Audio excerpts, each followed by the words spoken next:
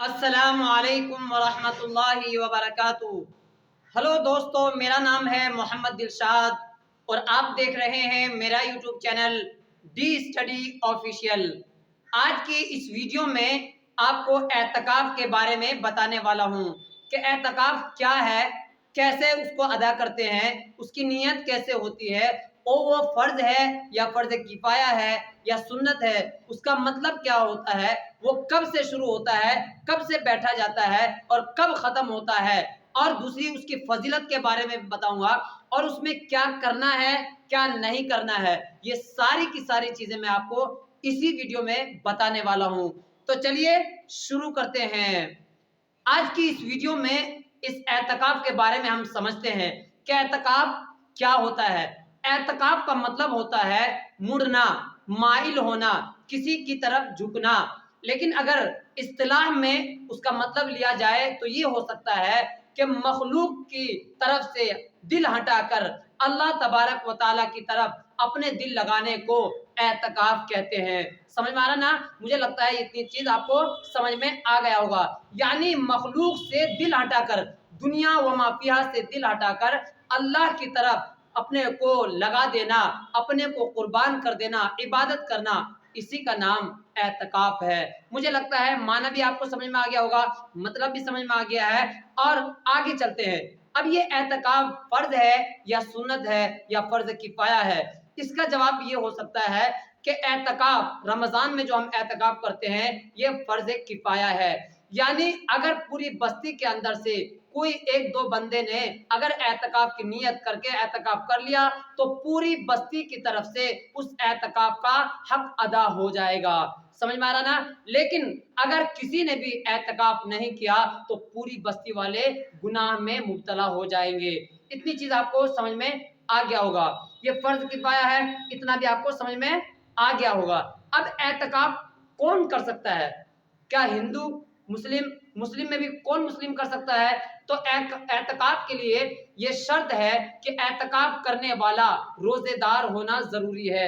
سمجھ میں آ رہا ہے نا؟ دوسرا شرط یہ ہے کہ وہ عاقل ہونا ضروری ہے، یعنی پاگل اعتکاف نہیں کر سکتا ہے۔ تیسرا، وہ مسلمان ہونا ضروری ہے۔ اتنی چیز آپ کو مجھے لگتا ہے سمجھ میں آ گئی ہوگی کہ اعتکاف کے لیے کیا کیا شرط ہوتی ہے۔ اب چوتھی چیز آتی ہے نیت، کہ نیت کیسے کریں؟ کیا نیت دل سے کریں یا زبان سے کہنا ضروری ہے؟ کیسے کریں؟ آپ تینوں طرح سے بھی کر سکتے ہیں۔ نیت دل سے بھی کر سکتے ہیں، آپ اپنے زبان سے بھی کر سکتے ہیں، پڑھ کر کے بھی کر سکتے ہیں، کسی بھی طرح کر سکتے ہیں۔ اگر آپ کو یاد ہے نویتو سنت الاعتکاف تو آپ اس طرح بھی نیت کر سکتے ہیں، اس طرح بھی آپ کا اعتکاف ہو جائے گا، یعنی آپ کا نیت صحیح ہو جائے گی۔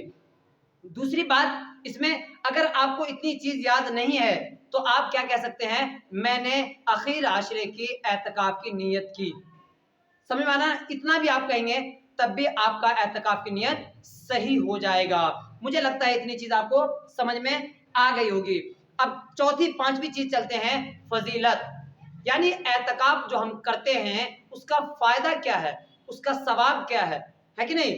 تو جب تک آدمی کو پتہ نہ چلے کسی بھی چیز کا فائدہ کا، تب تک وہ آدمی وہ کام نہیں کرتا ہے۔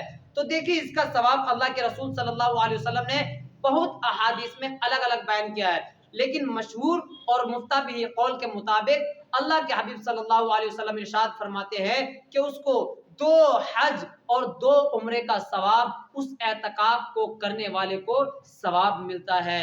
اب اس سے اندازہ لگ سکتا ہے کہ اللہ تبارک و تعالیٰ نے اس اعتکاف کا ثواب کتنا بڑا اجر عظیم کا مستحق رکھا ہے۔ تو ہم سب کو چاہیے کہ اس رمضان میں اعتکاف کی نیت سے اعتکاف کا ہم نیت کر کر کے اعتکاف کریں گے۔ انشاءاللہ آپ بھی کریں گے، انشاءاللہ میں بھی ارادہ کروں گا۔ تیسرا، آپ یہاں پر دیکھیے اعتکاف کب سے کریں، ہے کہ نہیں؟ اعتکاف کی نیت تو ہمیں سمجھ میں آ گیا، فضیلت بھی سمجھ میں آ گیا، اب یہ کرنا کب سے ہے، اتنا چیز آپ کو سمجھ میں آ رہا ہوگا۔ تو جب یہ سوال آپ کے دماغ میں پیدا ہو رہا ہے تو اس کا جواب یہ ہے کہ اعتکاف کی نیت 20 رمضان مغرب سے پہلے پہلے، یعنی سورج ڈوبنے سے پہلے پہلے آپ کو اس کی نیت کر کے چلے جانا ہے مسجد کے اندر۔ یہ صرف اور صرف مرد حضرات کے لیے ہے۔ عورت اپنے گھر پر اعتکاف کرے گی اور گھر پر اعتکاف کر کے اپنی عبادت وہیں پر کرے گی۔ مجھے لگتا ہے یہ آپ کو کب سے کب تک کرنا ہے یہ سمجھ میں آ گیا ہوگا، ہے کہ نہیں؟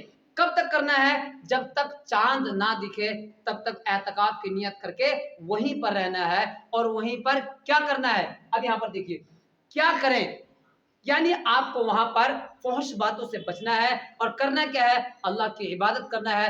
صبح فجر کی نماز کے بعد آپ کو تسبیح پڑھنی ہے، اور تسبیح کے ساتھ ساتھ آپ جو بھی چارج پڑھ سکتے ہیں، اوابین پڑھ سکتے ہیں، صلاۃ التسبیح پڑھ سکتے ہیں، اور اگر کوئی تسبیح یاد ہے تو آپ تسبیح پڑھ سکتے ہیں، سبحان اللہ و بحمدہ، سبحان اللہ العظیم، اور سبحان اللہ والحمد للہ واللہ اکبر، بہت ساری تسبیح ہے۔ لیکن اگر آپ حافظ قرآن ہے تو آپ قرآن شریف پڑھ سکتے ہیں، کیونکہ اللہ تبارک و تعالیٰ نے ایک ایک حرف پر 30 نیکی لکھنے کا وعدہ فرمایا ہے۔ تو ہم اور آپ اگر حافظ قرآن ہے، عالم ہے، تو آپ کو ضرور اعتکاف میں کیا کرنا چاہیے؟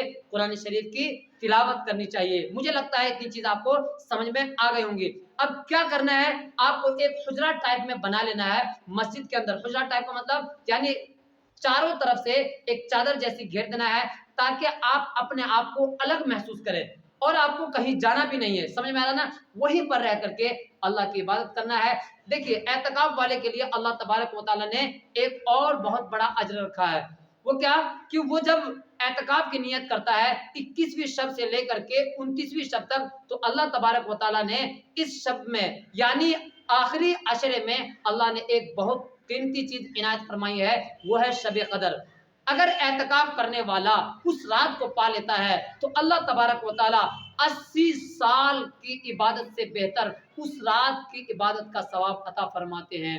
سمجھ میں آ رہا نا؟ یعنی ایک رات اگر کوئی رات نصیب ہو جائے اس معتکف کو، اور انشاءاللہ وہ ہوگی، کیونکہ اس 21 22 23 24 25 26 27 28 ساری رات وہ عبادت کرتا ہے، اور عبادت کرنے میں جس رات اس کو وہ رات سے ملاقات ہو گئی تو اللہ تبارک و تعالیٰ اس کو 80 سال کی عبادت کا ثواب عطا فرمائیں گے۔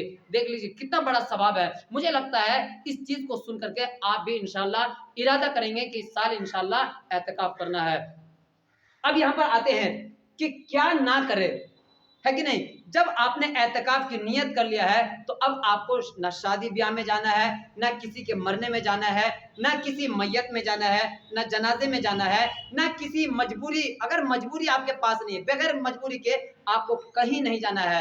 مثال کے طور پر اگر آپ کا مسجد کے اندر کوئی پاخانہ ٹوائلٹ نہیں ہے تو آپ جا سکتے ہیں ایسی جگہ پر جہاں پر ٹوائلٹ ہے، یعنی مجبوری کے وقت پر آپ جا سکتے ہیں، لیکن بغیر مجبوری کے آپ کو بات بھی نہیں کرنا ہے، زیادہ ہنس بھی نہیں سکتے ہیں، زیادہ مذاق نہیں کرنا ہے۔ اگر آپ کے پاس سیل فون رہتا ہے، موبائل رہتا ہے، اس کو آپ سوئچ آف کر کے رکھیں یا فلائٹ موڈ پر کر کے رکھیں، تاکہ آپ کی عبادت میں کوئی خلل پیدا نہ ہو۔ مجھے لگتا ہے یہ چیز یہاں سے لے کر کے یہاں تک چیز کے آپ کو سمجھ میں آئی ہوگی، اور اگر کوئی بھی ڈاؤٹ ہے، کوئی بھی مسئلہ ہے آپ کے دماغ میں آ رہی ہے اور وہ آپ پوچھ نہیں پا رہے ہیں، تو آپ کمنٹ باکس میں پوچھ سکتے ہیں، میں انشاءاللہ آپ کے سوال کا جواب دینے کے لیے حاضر رہوں گا۔ اگر یہ ویڈیو آپ کو پسند آئی ہے تو اس ویڈیو کو شیئر کر سکتے ہیں، لائک کر سکتے ہیں، چینل پر آپ نئے ہیں تو میرے اس چینل کو سبسکرائب کر سکتے ہیں۔ تو ملتے ہیں اگلی ویڈیو میں، تب تک کے لیے خدا حافظ۔